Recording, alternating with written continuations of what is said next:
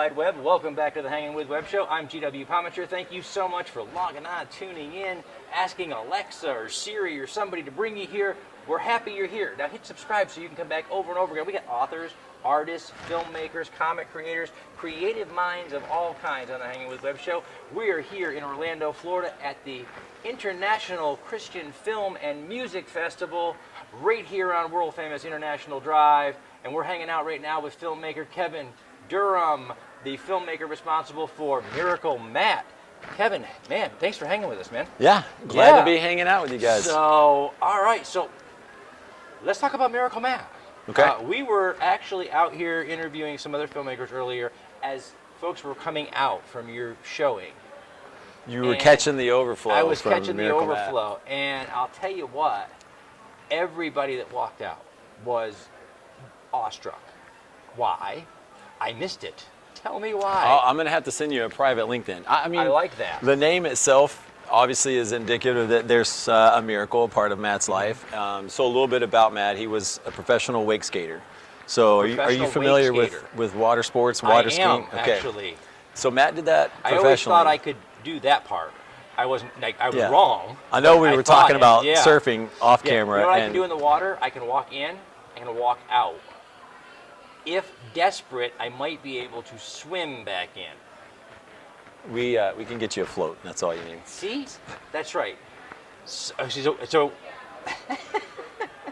to do is look at me. We were laughing before the show started, so now I'm just going to do it over and over again. Okay, so he's wakeboarding. He was a wake skater. He nearly died 2 times. The first accident was a wake skating crash. Okay. And so he hit the shoreline and ended up fracturing his skull and his hand. Oh, man. Had rebar go through his leg. So he recovers from this accident, kind of gets back up onto his career. He was sponsored by Nike and traveling the world and making a good living from a sport.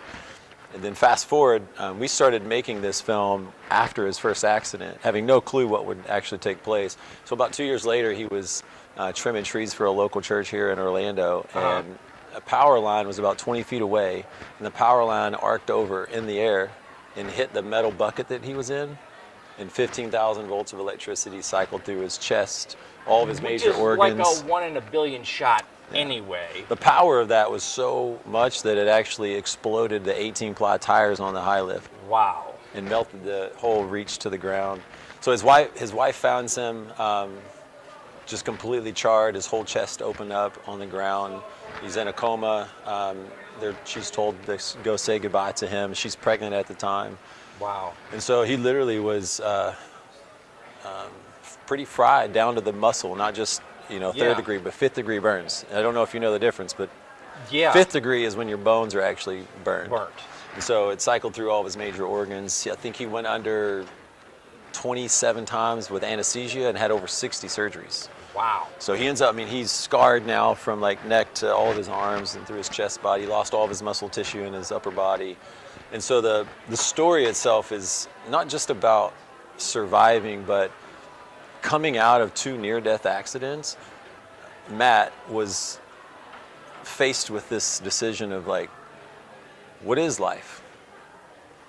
What is the purpose now? I have 2 chances now to almost rethink what's important in life. And most of us will never have to answer that question for ourselves. Yeah, probably not once or twice. Life is what we're doing every day. Yeah. We never think about what it means. Yeah. So he's there. He goes on to have this second chance of kind of figuring out what is his purpose here on life. God is a big part of this story, and at the end of the film, you see him typing at his computer.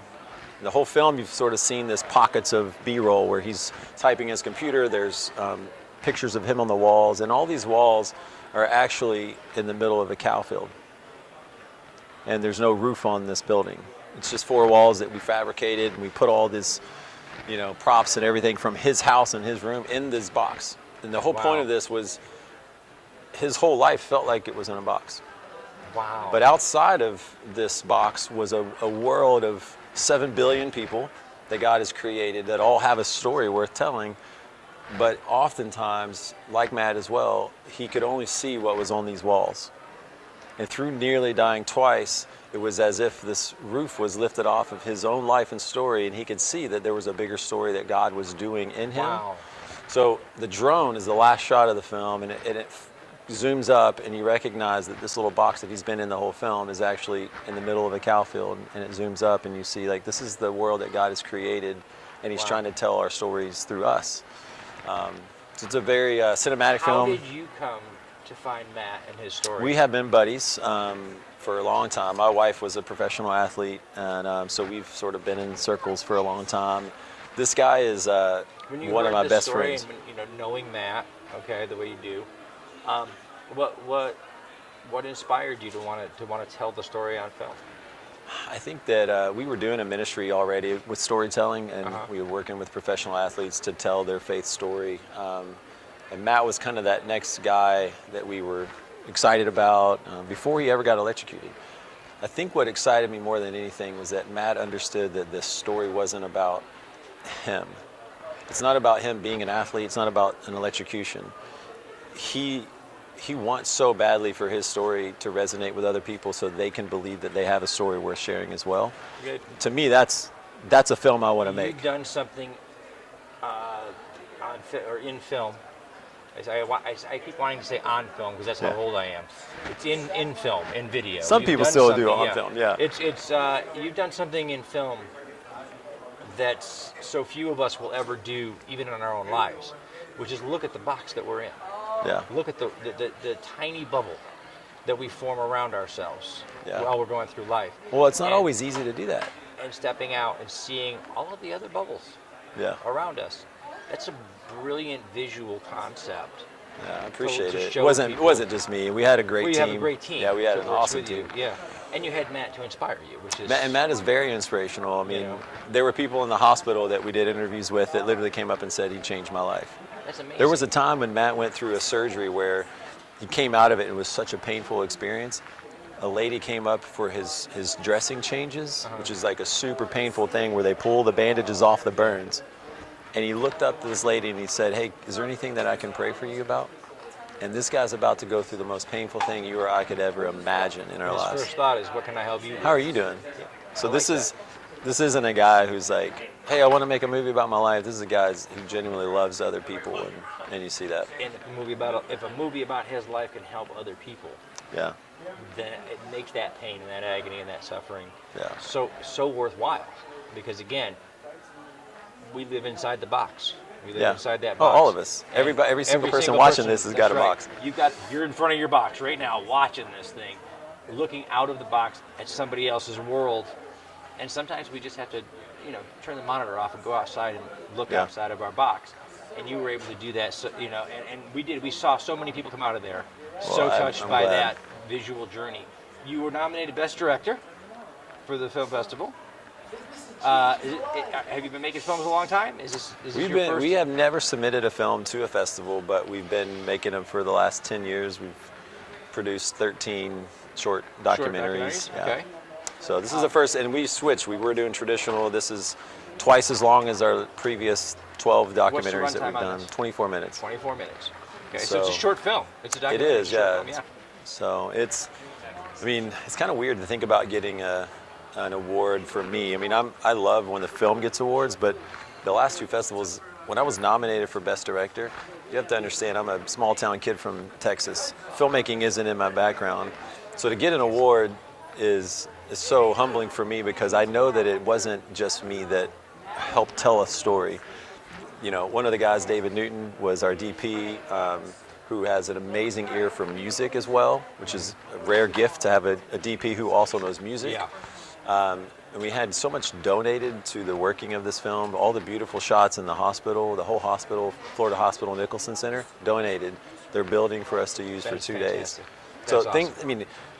I told a story, but I'm not the only person in this thing to get an award. But you know what? It's great to hear that humility, and it really is, from one would-be sort of filmmaker. I got cameras. I don't know. We'll do it.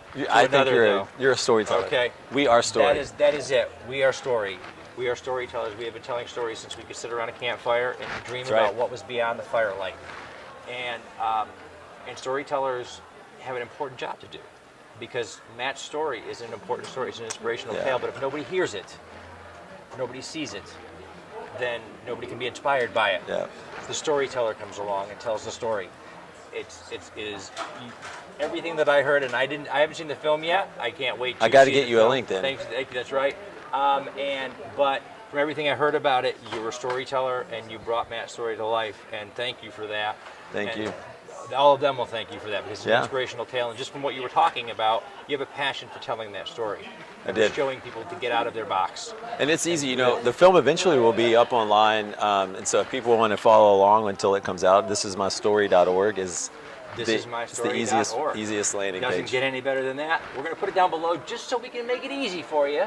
Just click on the little blue link down below, go on over and check it out. Follow it until it comes out online. Yes, you're going to wave that card to me, and so yes, I will shut up, and I will say thank you. I will say thank you to our partners and our friend, author Yvonne Mason at Off the Chain Radio, the Foxwood Wine Company, the great folks over at Krypton Radio who help us put our radio show out and share our videos online, Celestial Healings, Josh Bauer at J. Bauer Art, Space Coast Comics, and the great folks over at Indie Originals and IndieCon 2019, and our great friends Rick Shea and the team at Famous Faces and Funnies.